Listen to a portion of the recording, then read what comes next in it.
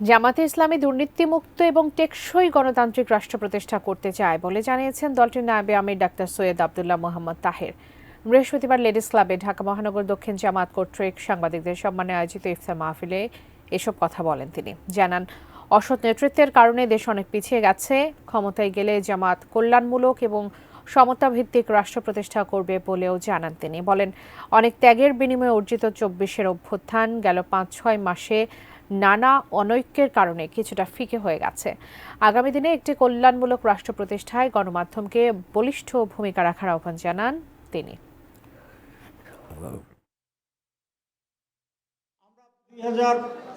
২০২৪-এর ৫ই আগস্ট ঠিক সেরকম আত্মত্যাগের এবং বিশাল অসাধারণ অতুলনীয় একটি ঐক্যের মাধ্যমে আমরা দ্বিতীয় স্বাধীনতা পেয়েছি বলে বলছি, কিন্তু ৫ এবং ৬ মাসের ব্যবধানে মনে হয় সেই অর্জনও কিছুটা ফিকে হয়ে যাচ্ছে।